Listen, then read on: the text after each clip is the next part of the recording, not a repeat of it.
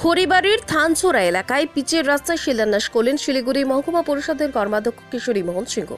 শুক্রবার বোরাগঞ্জে থানচোরার হাটখোলা মোড় থেকে থানচোরা কালী মন্দির পর্যন্ত 18 লক্ষ টাকা ব্যয় 1.4 কিলোমিটার পিচের রাস্তা শিলান্যাস করা হয়। উপস্থিত ছিলেন খড়িবাড়ি পঞ্চায়েত সমিতির কর্মাধ্যক্ষ প্রদীপ মিশ্রা, বোরাগঞ্জ গ্রাম পঞ্চায়েতের উপপ্রধান পঙ্কজ বর্মন সহ অন্যান্যরা।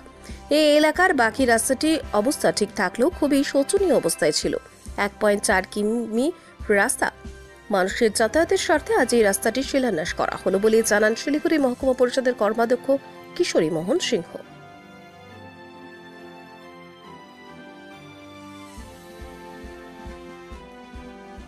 দাদা কি করলেন?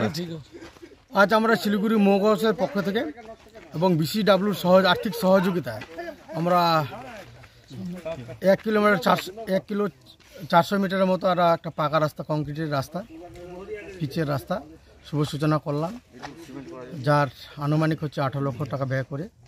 এই এলাকার রাস্তা খুবই শোচনীয় অবস্থা ছিল এবং মানুষের, জানেন আমাদের দিদি মাননীয় মুখ্যমন্ত্রী মমতা ব্যানার্জি মানুষের পাশে থেকে, তো সেই জন্য আমাদের 30তর যে পঞ্চায়েত নির্বাচন এবং মহকুমার উদ্যোগে এই কাজটা করা হলো। কোথা থেকে কোথায় অবধি হচ্ছে? হাটখোলা থেকে আমাদের একদম এই কালী মন্দির অবধি আছে।